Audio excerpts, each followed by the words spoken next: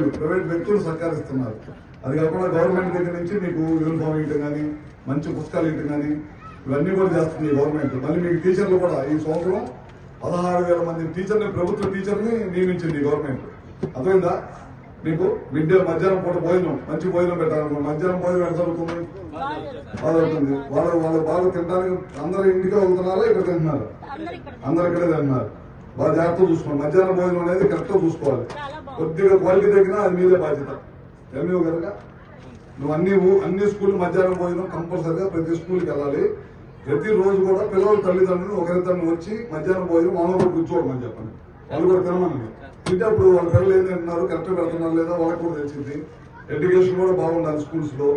ఇప్పుడు చూడండి, మీరు ప్రతి సంవత్సరం కూడా ప్రైవేట్ స్కూల్లో బాగా చదువుకున్న వాళ్ళకి యాడ్లు వేసి పేపర్లో యాడ్లు వేసేవాళ్ళు. ఈ సంవత్సరం మీరు యాడ్లు చూడండి. ప్రభుత్వ పాఠశాలలో విద్య ఏ విధంగా చదువుకుంటున్నారు, ఎన్ని మార్కులు వచ్చినాయి అనేది నేను ఆంధ్రజ్యోతిలో కానీ, ఈనాడులో కానీ పేపర్లో యాడ్ చేసి మన ప్రభుత్వ పాఠశాలలో చదివే పిల్లలు కూడా ఇన్ని మార్కులు వచ్చినాయని మనం గర్వంగా చెప్పుకోదగింది గవర్నమెంట్ వచ్చిన తర్వాత. అంటే పిల్లలు ఎడ్యుకేషన్ మీద కూడా ప్రత్యేక దృష్టి పెట్టారు లోకేష్ గారు. అందుకనే స్కూల్ కి ఓపెనింగ్ అప్పటికి వాళ్ళకి యూనిఫామ్ మంచిది ఇవ్వాలి, అదేవిధంగా వాళ్ళకి బుక్స్ ఇవ్వాలి, బెల్ట్ ఇవ్వాలి, అట్లానే వాళ్ళ బ్యాగ్స్ ఇవ్వాలి, షూస్ ఇవ్వాలి. దాని మీద ఎక్కడ కూడా రాజకీయ నాయకులు బొమ్మలు ఉండకూడదు. ప్రత్యేక శ్రద్ధ తీసుకున్నాడు లోకేష్ గారు. మన బొమ్మలు ఉండకూడదని చాలా మంది అడిగారు నన్ను, మీరు మన పార్టీ కదా ఎల్లో కలర్ సైకిల్ తయారు చేయించామని.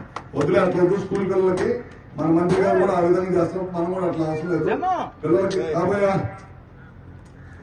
మనకి ఈ విధంగా మనం అది కరెక్ట్ కదని చెప్పి ఇప్పుడు నేను దాతల సహకారంతో, నేను కాదు ఇచ్చింది, దాతలు నేను ఇట్లా స్కూల్స్ లో సైకిల్ ఇవ్వాలనుకుంటున్నామని చెప్పగానే దాదాపు ఇప్పుడు దాకా 11,500 సైకిల్ ఇచ్చారు. దాదాపు కొనాలంటే 5-6 కోట్ల పైన ఖర్చు అయింది. అన్ని దాతల సహకారంతో, ప్రభుత్వం కాదు. ప్రభుత్వం చేస్తుంది కాబట్టి కొంతమేరకు మనం కూడా ఏదో దృష్టి పెట్టి చేయాలనే ఉద్దేశంతో వాళ్ళందరూ కూడా సైకిల్ ఇప్పించాము. అందరూ కూడా బ్రహ్మాండంగా ఉంది. అదే కాకుండా 16,000 మంది టీచర్లని అపాయింట్ చేశారు ఈ సంవత్సరం, పోయిన సంవత్సరం మన డిఎస్సీ ద్వారా. ఎందుకంటే మన గవర్నమెంట్ స్కూల్స్ కూడా ప్రైవేట్ స్కూల్ కి ధీటుగా గవర్నమెంట్ స్కూల్ కొద్ది వీలైనంత వరకు మన బాగా జరుగుతుంటే పాఠాలు వాళ్ళే వస్తుంటారు. జాగ్రత్త. నువ్వు మాత్రం మధ్యాహ్నం భోజనం ప్రతి స్కూల్ తిరగాల్సింది. ప్రతి స్కూల్ తిరిగి ఎట్లా మధ్యాహ్నం భోజనం పెడుతున్నారు ఏందని చూడాలి. అదొకటి జాగ్రత్త తీసుకోవాలి. సరేనా? ఓకే. ప్రభుత్వం ఈ కార్యక్రమాలన్నీ చేసింది. మన వాళ్ళు 2-3 విషయాలు అడిగారు మనకి. గదులు 4 పెట్టుండే వాటిని పూర్తి చేయాలన్నారు. గవర్నమెంట్ దృష్టిలో తొందరలో మొదలుపెట్టి చేపించేస్తాము. ఈ లో లయింగ్ ఉంది, కొద్దిగా మట్టి తోలించాలన్నా అదొకటి చేపిద్దాము.